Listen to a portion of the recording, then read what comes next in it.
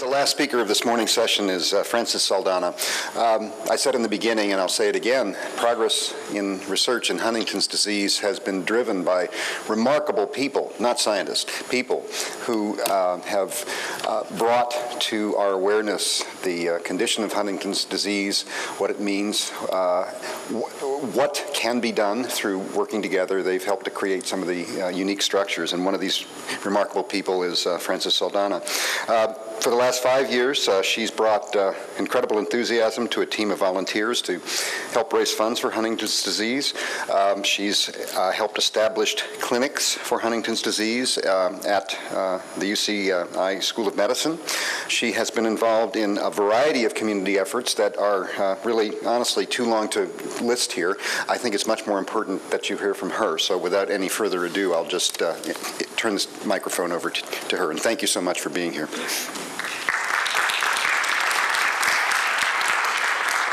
I'm Francis Saldana. This is my daughter, Margie Hayes, and we will both be presenting. First of all, I'd like to thank you for giving me this opportunity. I couldn't hardly wait to be here and tell you about our family because, as many of you know, Huntington's for a lot of families is a well-kept secret. It's the unwanted inheritance, and that's how it got to be part of my family. The father of my children, Hector Portillo, had Huntington's disease. He died 18 years ago. But when I met him and heard from family members that there was a very serious disease in their family, I asked him about it, and he said no, that his mother's doctor said that his chances of getting this disease were 1 in a million. Then later on, I was told that the mother got the disease because she had gone to a party and someone put a curse on her. So it's believed, a lot of families still believe that it's a curse that's put on family members. And in doing some research, I have found that this disease goes back centuries. I mean, I read about what happened in Salem, the witch hangings and all that. They thought these people were possessed, and as I've read more and more about it, I believe that these people had Huntington's disease.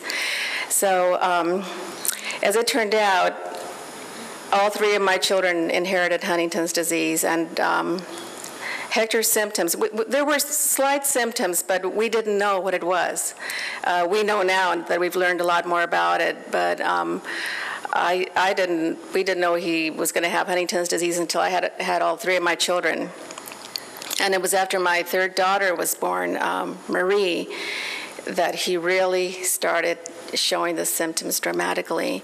And I also believe that when an HD person goes through acute stress, it triggers the progression of Huntington's, because he was involved in a mid-air collision accident where he actually went up and saved one of the carpenters who would have burned to death if he hadn't gone up there. He had a lot of Army training, so he knew how to do that, and he knew that they couldn't wait until someone went and got the carpenter down from the scaffold. He climbed up there himself, and from that acute stress that he went through, he was taken to the ER, and he was never the same. And my sister Vera over here will remember that. Remember how it was after that all the twitching started, and emotional outbursts and everything, and everything changed. We had a fairy tale marriage before that. He was my first and only boyfriend. We met when I was 13 and he was 16, and then he asked me to marry him when I was 14. I said, no, not until you finish college. So, and he did. So it was until after Marie was born that things started happening, and you know that Huntington's affects people cognitively, emotionally, physically, and it affects the whole family, because my children loved their dad. He was scoutmaster and loved his children, but then after a while, the symptoms start kicking in, and the children don't want to be a part of that. And the unfortunate thing is that this cycle continues because Huntington's is, it's genetic. It gets passed on from one generation to the other. And it doesn't matter how good a parent is, it's going to affect the entire family. I have a picture here of my grandchildren. These are Margie's children. And of course, Margie's an excellent mother. This is when she was able to drive, and she was able to take her son to soccer and her little girl to ballet. They performed at the Barclay Theater here. Irvine Barclay. The Irvine Barclay. But as you know, as kids are kids, and they just don't have the maturity level that we would want them to have. They, after a while, you know, when mom starts going to school, and you know, they just don't want mom around, and it starts affecting them emotionally. This is a picture of my little granddaughter now, and Margie wanting to hug her. This was taken at Oklahoma and at the conference, national conference. They just, you know, and this is going to affect Margie. I mean, you know, she wants to hug them, she wants to kiss them, and they would rather just, you know, hang on to Dad. Yeah, we want to go ahead and pass it around. So that's just what happens. Those are the dynamics that happen in the immediate family. It gets even worse when you get out in the world and people don't know what Huntington's is, and they think that the person is drunk or on drugs. My youngest daughter really wanted to be a kindergarten teacher. So, and of course she went through special education in high school, but she was determined. You know, she got a lot of her mom's determination about things. But when she went to Orange Coast College, she just got fed up after the second year of having the security guard following her around and pulling her in to see if she was on drugs when she would fall down. She just gave it up. My son Michael, you know, if he hadn't gotten sick the way he did, he would have been, I think he could have funded stem cell research because he was like a natural entrepreneur. You know, when he was a teenager, he rented out Old World and hired bands and had a battle of the bands and knew how to make money. And you know, he's very sick right now. He's in the hospital. He has really progressed in the last year. He has progressed a lot faster than my youngest daughter did, and my youngest daughter is in the last stages. Michael can no longer walk. He tries to talk, but you can't understand what he's saying. And he is his own worst enemy because he's living in the past and thinks he can still do the things that he used to do. He can't reason.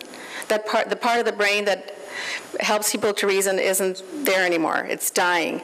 So he'll try to walk, and of course falls down, gets 5 staples on his head, and you know, and then they'll tell him, you know, we have to tie you down if you don't stop trying to get out of bed. And he doesn't listen. He moves over and, you know, breaks his teeth. And this is usually the way it affects men, because men are, you know, want to do things. They don't want to be taken care of. They want to do things, you know, on their own. And women are more open to having people take care of them. Hector, the father of my children, wanted to be independent. He was a free spirit, and the way he died, he was struck by a car. He insisted on taking his walks to the beach, even though it wasn't safe for him to walk. And he couldn't, you know, he couldn't tell how far cars were. The sense of, you know, perception and distance weren't there. And he got struck by one car. He tried to get up and got struck by another. And then there was nothing they could do for him. So I lived through that. When he was sick, it was really hard for me. I mean, I couldn't do this. I couldn't even talk about it. It was overwhelming. I couldn't talk about it. And in fact, I didn't even want to face it. All I would do was pray for the cure, pray for a miracle. But I didn't attack the disease. I didn't go at war with the disease like I have now. And then after he died, I knew there was a real strong chance that my children would inherit the gene, but I had kind of like a time out, you know, for a couple of years. And then I could see that my youngest daughter's symptoms were kicking in. And I thought, okay, you can't sit back and, you know, wait for things to happen now. You've got to do something. And as it turned out, I didn't want to tell her that I could see symptoms in her because there was no cure, no treatment, so why tell her? And that was a big mistake because I should have had her diagnosed before the age of 18, and she would have been eligible for resources that are available to people that are developmentally disabled. I waited until she was 18 and then told her, well, I think we should probably take you to a neurologist to get checked out. We took her to Dr. Jacques, and and I have a real good support system. My sister Vera and my brother-in-law Mac went with me, and I think we had a group of about 10 people all huddled together to get her diagnosis, and as it turned out, she has 63 repeats of the mutant gene. But she's smart, so she knew. The first thing she asked the doctor, I told her she was just going to get a checkup, and the first thing she asked Dr. Jacques was, can you tell me why I'm always falling? So, and he knew that she knew. Margie had gotten tested as soon as the DNA test was done. When was it? In 93, when they found that they could test for the mutant gene. She went right away because she wanted to have children. And we were pretty sure she wasn't going to have it, but even though I did know that she batted her eyelashes a lot, but we thought it was just, a habit, but as it is, it was neurological. And as it turned out, Margie has 50 repeats, and I didn't want my future son-in-law to go through the same thing that I went through, where I felt like, okay, life has played a joke on my children because I wouldn't have had children, I don't think, or done it differently if pre-genetic implantation and in vitro fertilization had been available at the time. I explained everything to him, and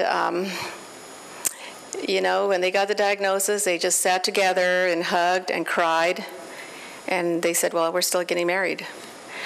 So it's just really hard on everybody, but I can't, I don't feel, the heartbreak does set in once in a while, but I don't allow it to. I just tell myself, don't go there.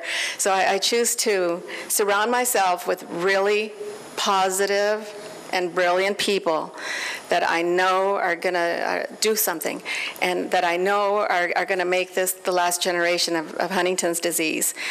Because we have been, not just our family, other families. I mean, my case is not an isolated case, believe me. You'll hear worse stories from other families. Our children are shunned. People, or our parents, people who have a parent who has Huntington's, nobody wants to talk about it.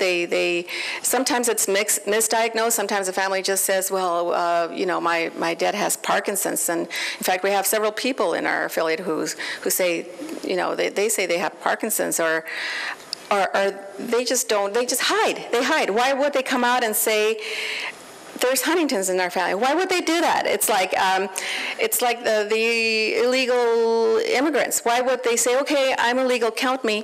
They're not going to do that because it only brings bad news. What are they going to do? So, even though supposedly there's 30,000 people in the United States with Huntington's and 250,000 at risk, I know that's not true. Because supposedly in my family, my kids are the only ones that have Huntington's, but yet Louie and Johnny have died. Louie just choked on breakfast. They can't coordinate their swallowing with their thinking. Linda's at end of life, and Johnny died. He just withered away, and then there's like 6 others that I know have it, but they won't say. They're in denial.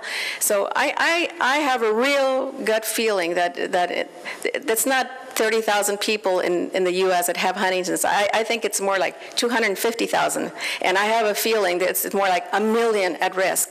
And what's really scary is that they're getting sick at a younger and younger age, and the strand is getting longer. And like one of our affiliate members, her grandson is 4 years old, and he has over 160 repeats. So we're trying other ways. We're really supporting in vitro fertilization, and we've already had one of our affiliate members had twin girls, and they're HD-free. And then we have another member of our affiliate who's expecting a boy, and that the baby is HD-free as well.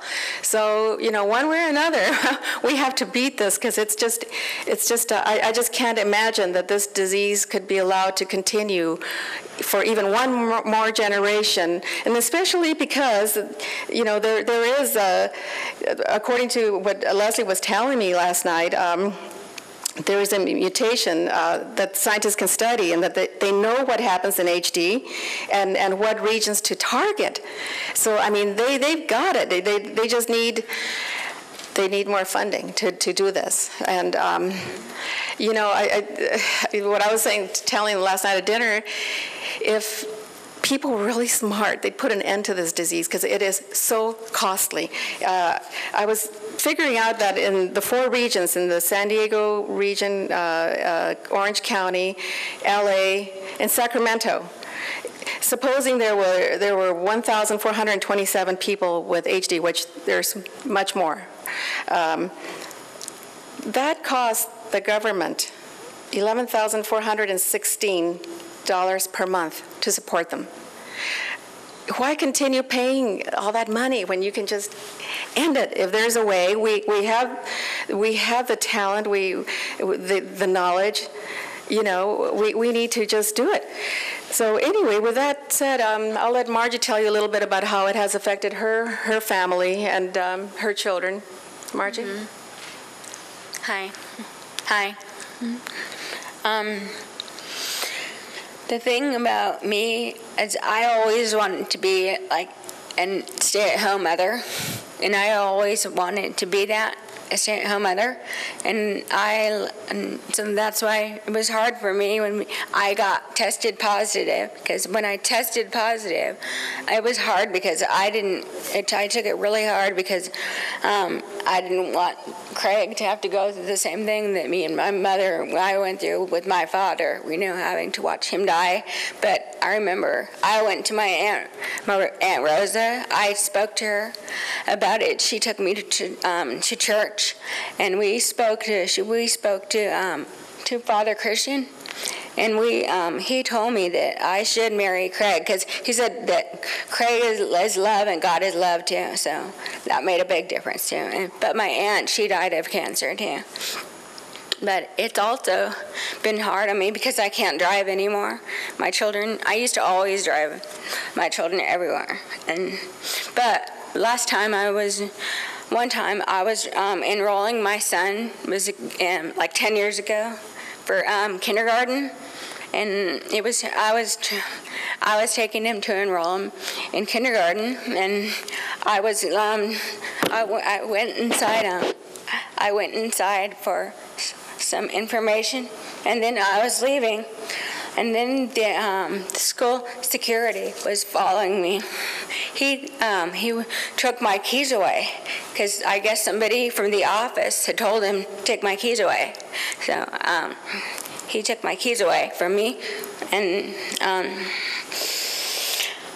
then he wouldn't give me my keys back. I told him all about my illness, that I've got Huntington's. I told him that my doctor, I gave him the note, because Dr. O'Carroll was, he had given me permission to say that somebody asked about me, I can take care of my children, and to show him this, to tell him, and she can show him the note. I was showing him the note that I have Huntington's disease, and that I told him that my Dr. O'Carroll gave me, he gave me permission to still continue to care and drive my children around. So, but he didn't. He still, he took my keys away, and then he called the police too. And that's why my children had to see me that way too. That was hard.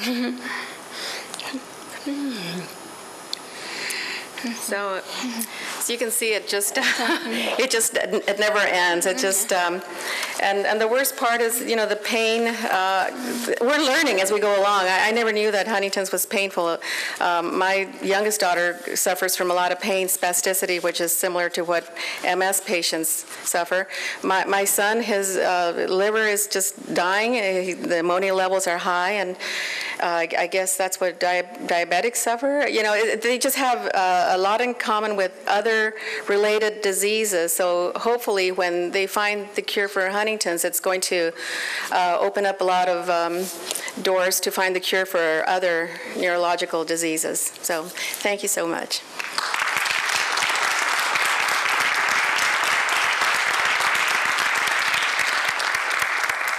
Thank you very much for coming and sharing your experiences with us. We have a very busy agenda today at the ICOC meeting. Rather than taking questions here, I think it might be best to call this session to an end and invite people with questions to meet directly with the various speakers who have shared their time with you this morning. So thank you all for coming.